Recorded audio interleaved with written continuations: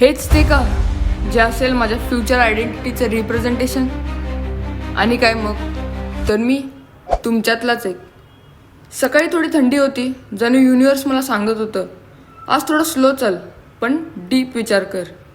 मग मी गेलो माझ्या थिंकिंग रूममध्ये. तेच वॉशरूम.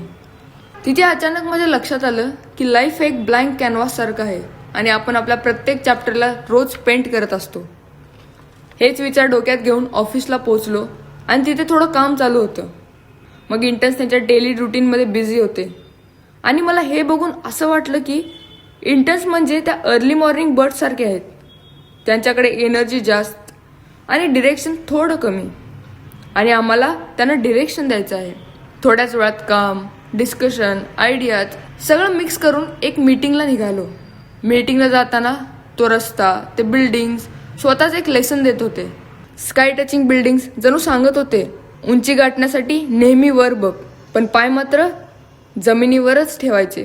मग मीटिंग कंप्लीट केलो, डिस्कशन्स झाल्या आणि मग परत ऑफिसकडे आलो. मी व्हिजिटिंग कार्ड डिझाईन करत होतो.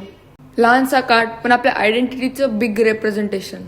ते करत करत जाणवलं की मी जे डिझाईन करत आहे ते कार्ड तर आहेतच, पण माझं हे डिझाईन आपल्या फ्युचरचं एक इम्पॉर्टंट इम्प्रेशन असणार आहे. थोडं काम, थोडं इंटर्न सोबत मस्ती. आज जोपर्यंत पाठ होत नाही तोपर्यंत नाही. तूच बोललेला ना उद्या जायचंय तुला.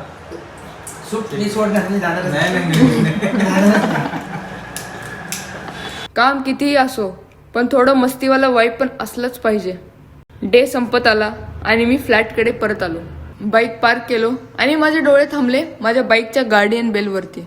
काही लोकांसाठी ते फक्त एक बेल आहे, पण माझ्यासाठी ते एक रिमाइंडर आहे की प्रत्येक राईड, प्रत्येक जर्नी एक स्टोरी बनू शकते.